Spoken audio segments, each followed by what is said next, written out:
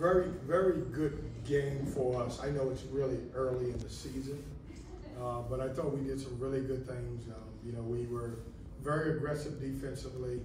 I thought if I had to credit someone for getting us going, I would say Jaden Taylor was really a spark plug.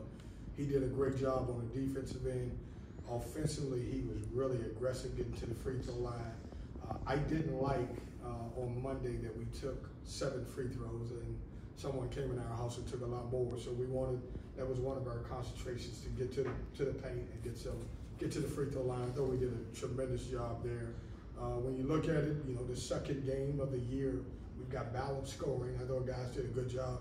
DJ Burns is passing the ball at a high level, which is going to really help our team. And I think our guys are learning how to play with an interior post scorer like he is, and really happy with it. I'll go back and watch the tape and see what we can build on, but I thought we did some really good things tonight. Questions? You mentioned getting to the free throw line. It seemed like Jaden in particular took it upon himself to get to the rim more and then shoot the jumper. Yeah, he was really good. 2 guys, you know, I thought was very aggressive was him, and then I thought DJ Burns was very aggressive. And we talked about that. You know, this particular group don't have a designated paint touch guy, and so Jaden's got to be that type of guy. And I thought today he was completely focused. He got to the rim. He made good plays. I thought he was very aggressive. Can DJ Burns not just, can he be a high assist guy and maybe even sometimes a hockey assist type of guy where he gets it to the guy and then that guy gets it to the basket, or the next guy gets it to the basket? Man, the problem with him is that he's passing too much. Like he's looking to pass right away, and I'm only joking when I say that. The one thing about him is he's gonna get so much attention because of his ability to score. A lot of people will double team him. And what I love about him, he hasn't forced anything this year. Everything, the game's coming to him. He's finding cutters, and I think guys are really enjoying playing with him. You know, I challenged him a little bit because I didn't like his ball screen coverage. The good thing about Abilene Christian didn't run a lot of ball screens, so he'll get an A today because we don't have to check that out. But he's one of those guys that's a willing passer, a big-time low-post scorer. Is this a team that kind of had your attention? I know they had to win in the opener. I know one of the young men in there said, you know, hey, no disrespect, but we're not the team they beat. We're ourselves, and we're going to take these games seriously. Oh, yeah. What they did on Monday was impressive. I mean, you know, Mike's built a great program at Oklahoma State, and they went in there, and I think what was really impressive about their win was the way they won, and they did it on the defensive end. I mean, they got after them. They really held them, and, you know, we knew that we knew it was going to be a very physical game. We knew coming in that we had to play tougher in order to come out and win it, and I wanted to get off to a good start. You know, I didn't want a team who just won at Oklahoma State to come in here and jump on us because that would have gave them a little bit more confidence. You mentioned paint touches. I know you like to bring the receipts when it comes to deflections, but between Jarkel and Terkavian, they had 283 free throw attempts last year.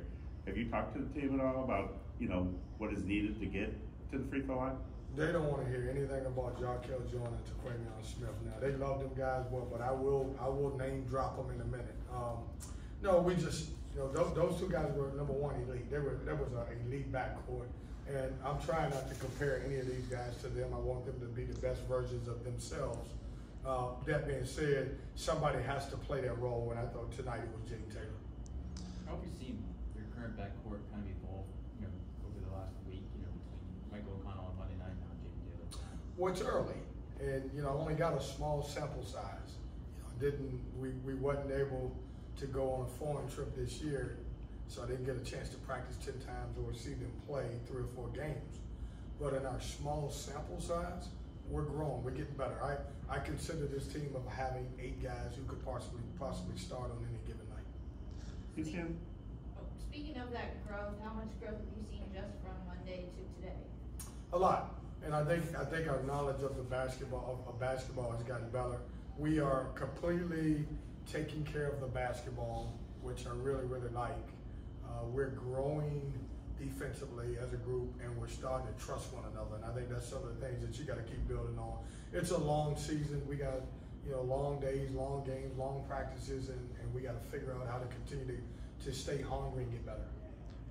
Do you see any comparisons to your second-year team, that your second season here? That who was on that team, JC? I have no idea. You're taking me back so far. Mark House, I'm DJ, getting older now. I don't Devin, DJ.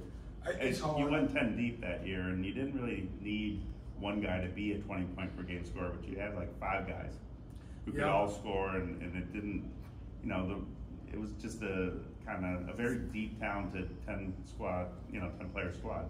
Yeah, I hate comparing teams. I mean, if you want to say, hey, do we got 10 guys that could possibly play? Yes, if that helps, but I don't. All of these teams are different. Everybody's identity is different and everything else.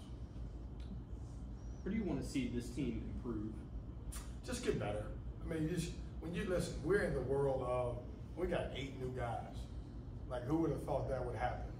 And so, where do I want to get better? Just learning how to play with one another. We're learning how to get better, and obviously chemistry and knowing each other on the court. Every day is a challenge. Like, imagine every year putting together 8 new guys, and really, when I say 8 new guys, you could almost make it, 12 new guys, really, because only 2 guys played a lot of minutes last year. Was DJ Burns and Casey Morcell. Jaden was a couple points away from getting doused with water. How did you kind of create that tradition? What do you mean? Career high for points. Yeah, I mean. Where did you create the water tradition? Craig is great. Here's a couple stats that I got from Craig, and a couple players reminded me too. Jaden was 2 points for a career high. Okay, got to get it during the flow of the game, or tying his career high. And then Mo's like, Coach, I need 1 more rebound for a double-double. Yes, make those 2 free throws you missed, then we would have had that. So, we create. I don't talk a lot, JC, about offense. I honestly. I know you're talking about the offense. I'm just talking about the water. Where did that come from? The water comes guys from got winning. soaked.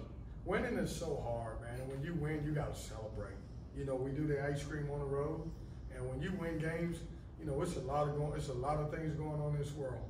When you win games and you come together as a group, man, you better enjoy the highs of it, and that's what we're gonna do. So if a guy gets a career high, but it's in a loss, no soakage? No, winning. It's not about his career high.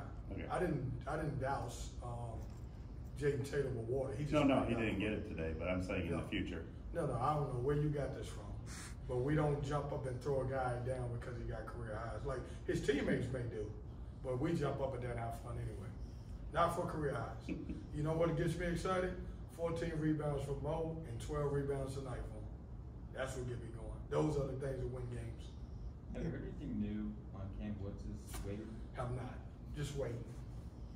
I have no idea. And it's kind of like out of our hands. We're just waiting to figure out where it's going to be. Is there any update on MJ Rice? It's not.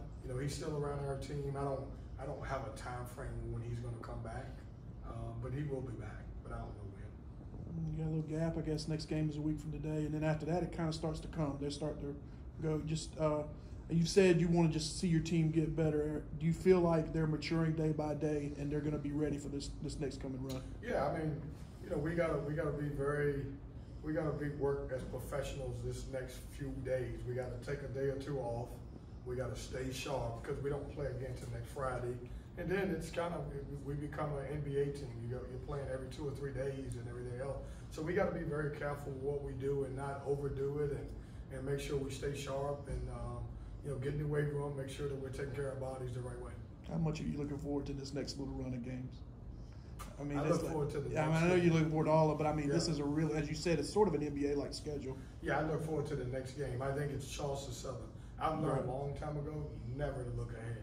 I got one team next, and I'll see if they play tonight or tomorrow, and I'll start watching tape tonight or tomorrow because I don't sleep, and I'll figure them out. But that's it. What's the go-to ice cream flavor? What you mean? You just talked about ice cream. Only on road wins. Okay, but what's the go-to ice For cream? me? Yeah. I don't eat any ice cream, just so you know. But I do buy it, so you know.